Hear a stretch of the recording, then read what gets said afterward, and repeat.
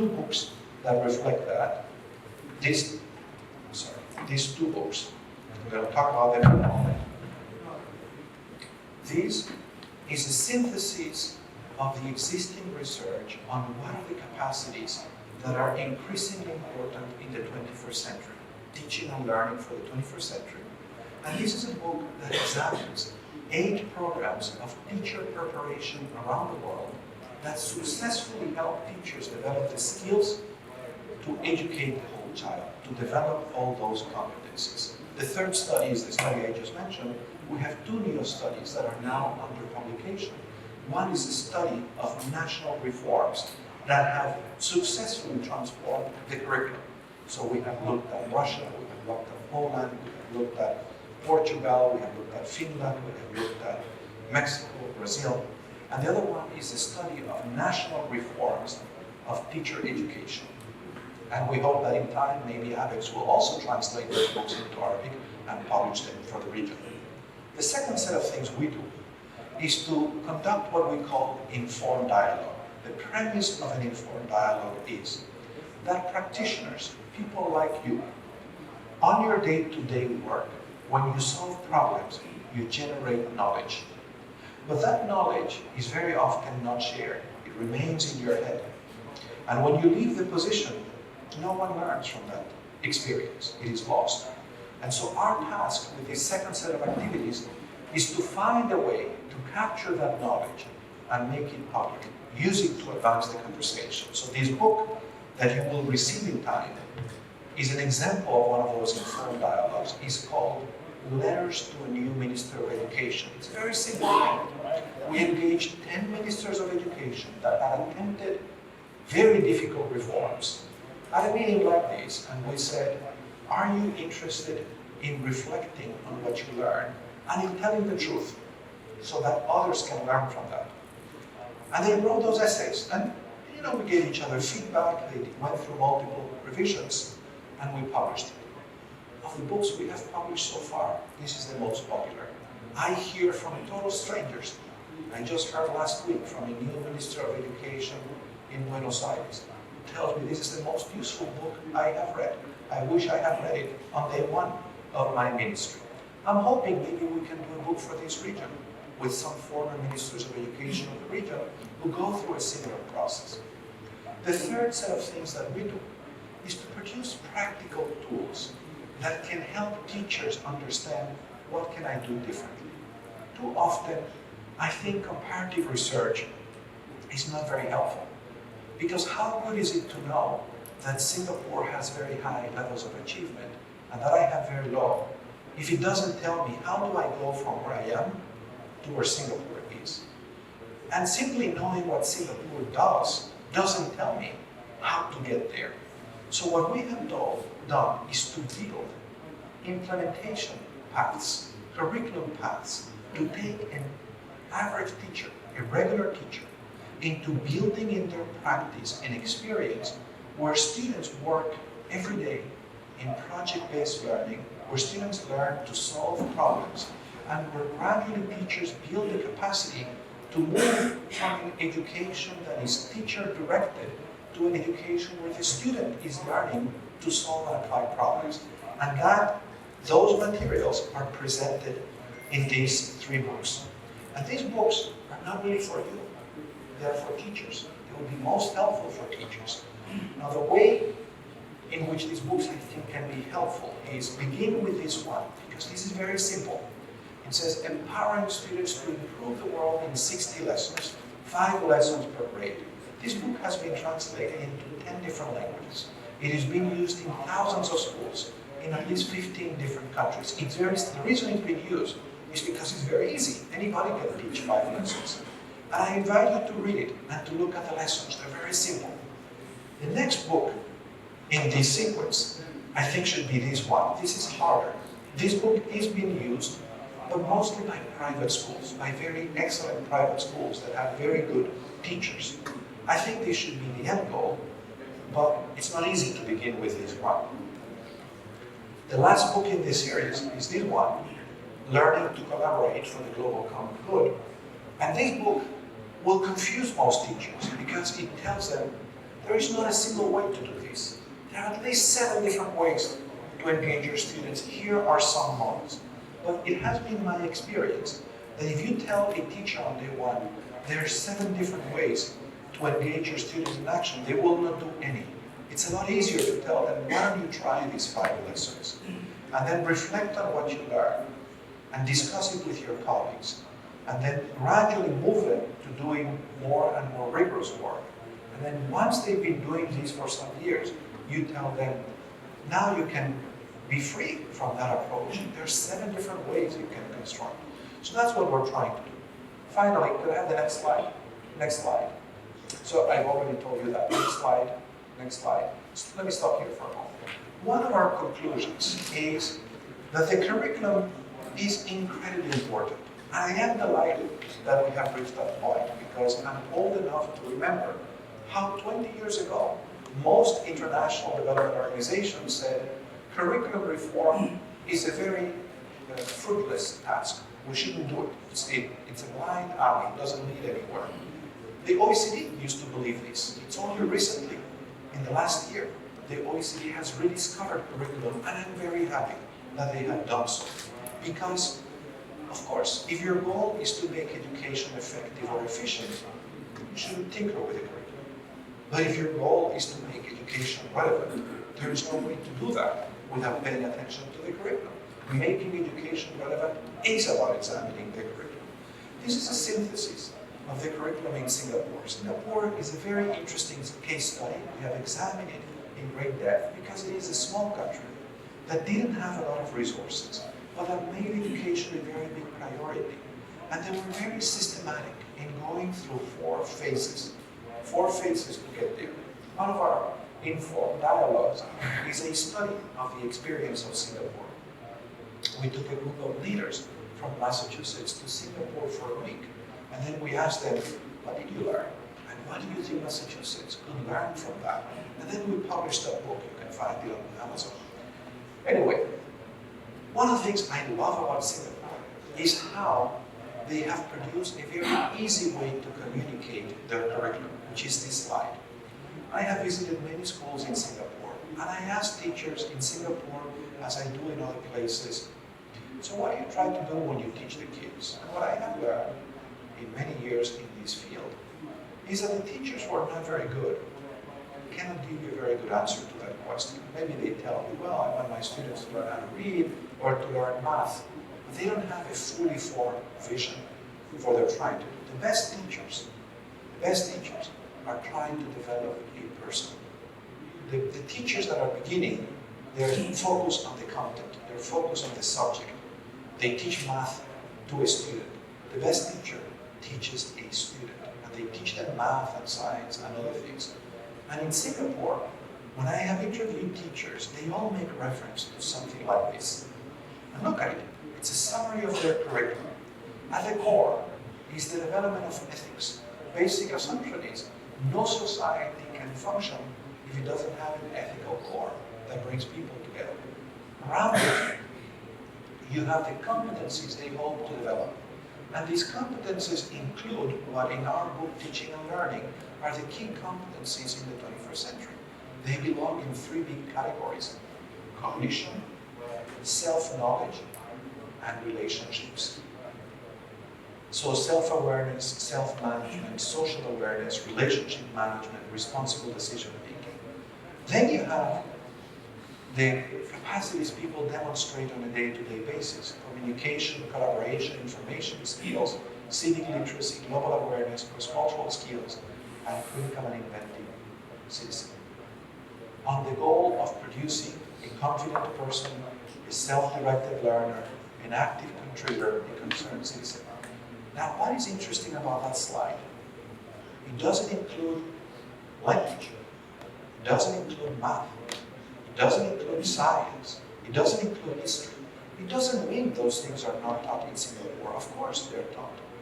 But the frame that this reform is trying to convey is those disciplines are not the end in themselves. They are a means to producing this. This is what we need to produce. So this provides an integrative framework that can help the teacher understand the connection between what they do every day and what this graduate should look and be able to do. Can I see the next slide? And of course, once you have clarity about that, then you can ask the question, and how are we preparing our teachers? And in what way are we helping our teachers develop the capacities to do that? And what is missing in that process? And how do we fill this gap? Can I have the next slide? I want to say just a few words, if you give me a few more minutes, to tell you the key findings of our study on teacher professional development. Because it surprised me. It's always good when you do research, when you're surprised by your findings, when you don't learn what you were hoping to learn. So after we finished our first study of curriculum, this book, that basically said the key is really teacher professional development. We said, okay, can we find some programs that are succeeding at developing the capacities of the teachers to build this breadth of skills? And what we did in the countries where we're working is we talked to people who were very informed about what was happening, and we said, which organizations are having the most success in building the capacity for the teachers to educate the whole child? So for example, in the United States, which is one of the cases, one of the foundations, the Hewlett Foundation, had organized something called the Deeper Learning Network. And we talked to the director, and the Deeper Learning Network had like 50 organizations that do professional development. So we asked them, who are the best three? And then we looked for evidence, impact evaluation studies. And then we interviewed them and we selected one. And once we had selected that organization, we spent 2 years studying what they did. We went and observed their training. We interviewed them. They follow the same rules of the rest of the country. They have been freed from the rules. And the basic mandate is innovate. You need to figure out the most innovative pedagogical and curriculum practices so the rest of the nation can learn from you. So we studied one of those places, Qingyang School District in China. In Colombia, we studied a program in rural areas that combines academic excellence with character development.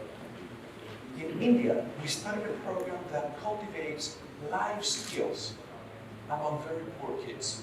So not focused on mathematics or science, focused on problem solving, negotiation, resiliency, some of these capacities that are in the Singaporean curriculum. In Mexico, we studied a program that brings technology to schools, not to teach technology, to help teachers learn to collaborate differently and to make education more exciting for the kids.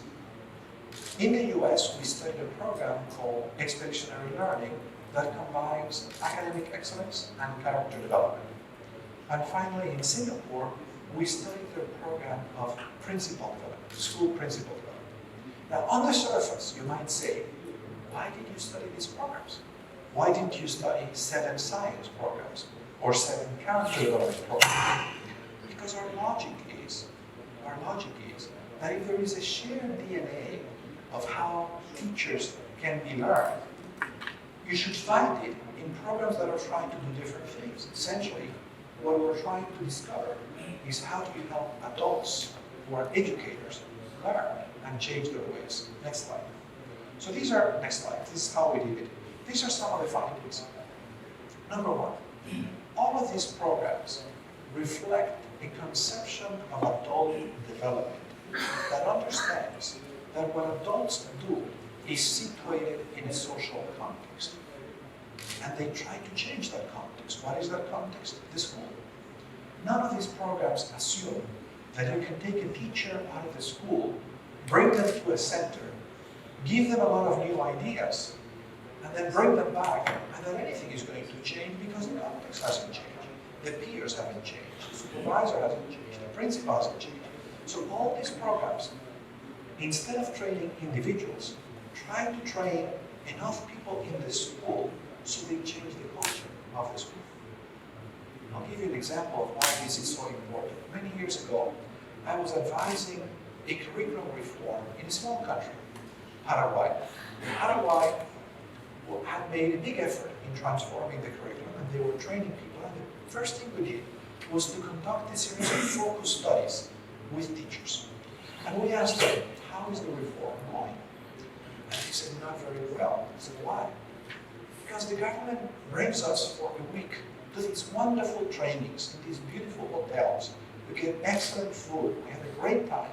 And in those trainings, mostly they tell us what the goals of the new curriculum are. They give us these great materials. They tell us how much money the government has spent in this reform. And then we go back to the school. And so we have been hearing about active learning. So I'm a kindergarten teacher. I take my kids out of the classroom to observe, because that's what they told me. But my principal, who hasn't been in the training, tells me, what are you doing wasting your time here, looking at the flowers? Shouldn't you be teaching in your classroom? And of course, when I hear my principal say that, I go back to my school, my class. I don't want to get in trouble with my principal. Right? So all these programs understand that. You have to change the culture of the school if you want to change practice. Next slide. All of these programs understand that in order for people to learn, this is going to take some time. And so these organizations engage with schools 3 to 5 years. All these programs realize that it is unrealistic to expect that you take teachers to a 2 or 3 day program and very much is going to change. In order for people to change their ways, they need support. They need support over an extended period of time. And they need a modality of forms of professional development. It's not just one thing. Yes, a lecture may be helpful. A book may be helpful. A book discussion may be useful. A peer who observes you and gives you feedback may be useful.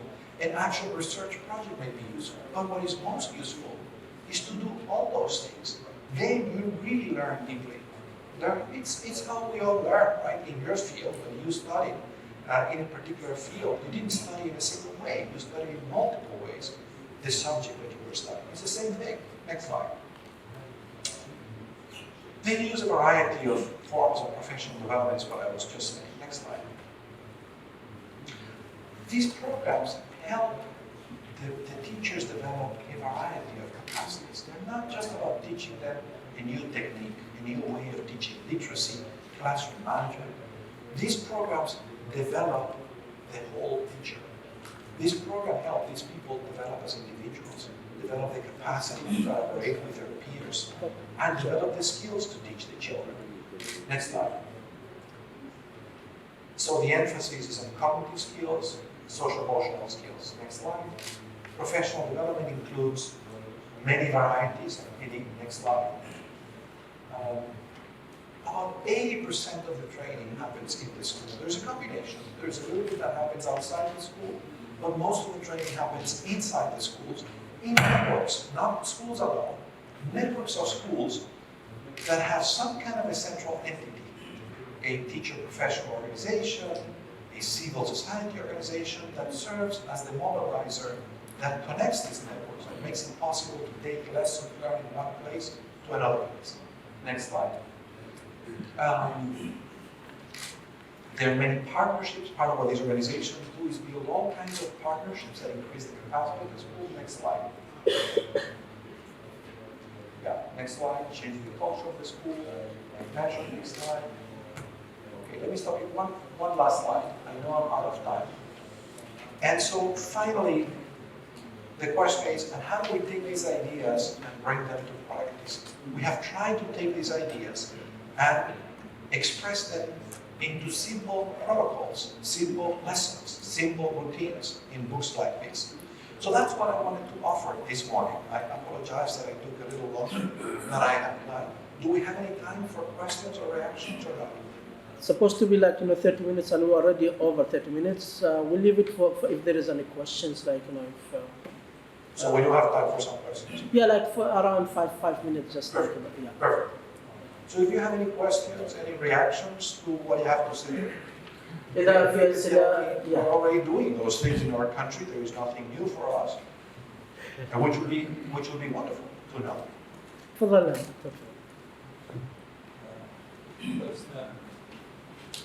Thank you very much for the presentation. I think the microphone is not working. Now it is. Thank you.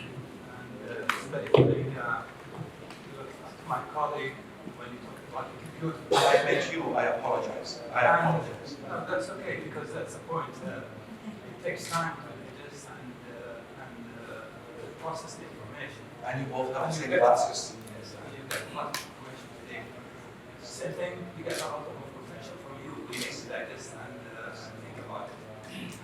But my question, it's a very nice global study, and what do you can distinguish the findings between what is shared globally and what is more cultural or regional findings? That our region has to focus on. You apply this, you have to focus on this area as specific to the region. But there are some findings that are globally shared, which is related to the global cities. Yes. I agree 100%. I agree that in learning from best practices, this is not an automatic process. This requires translation and adaptation and contextualization. One of the best insights in that respect was produced many years ago by a lady from New Zealand called Clarence Beatty. And Clarence Beatty had this idea that said, ideas about how we improve schools have to take into account who are the teachers. And the teachers in a country, over time, are going to change. At the beginning, you're going to appoint anybody who can teach. As you become more mature as a system, you have higher expectations.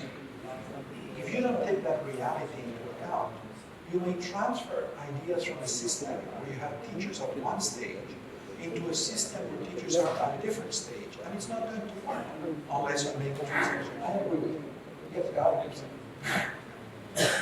هل في أسئلة أخرى دكتور Professor will be around till the evening, so if there is like you can meet him around here. There are some questions. تفضل دكتور شومان. Professor, you have the book Empowering Student at Scale. Empowering Student at Scale is one of your publication. Yes. And I was a little bit feeling energetic during the statement of the 60 lessons is for simple, easy-going school environment and school or student who is not going to cope with the rigor. And the global citizen book, the other one is for private or certain socio-economical background student. And here in this group, people are thinking at scale without discriminating between socio-economical background. Then contextualizing the learning experience to the region is very important. And I think maybe one of the pathways of what we can collaborate on is to generate letter from GCC in comparative analogy with the letter from Singapore. I think that would be exactly the way to respond to this need of generating knowledge that is specific to the context to figure out how to scale. I agree. Thank you. Well, as you mentioned, I will be around. I have come only to be with you, to learn from you, to have conversations with you. So I will be here all day.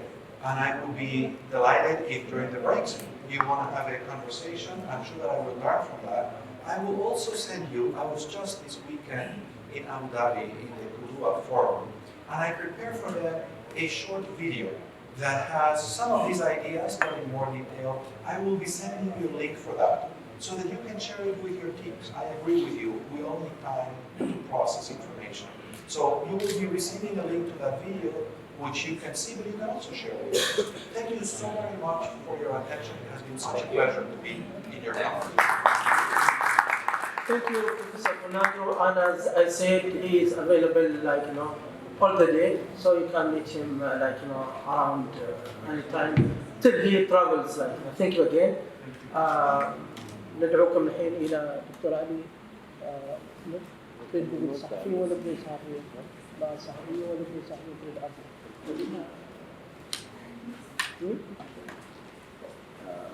إذا نشكر الإعلاميين الأخوة الصحفيين والأخوات.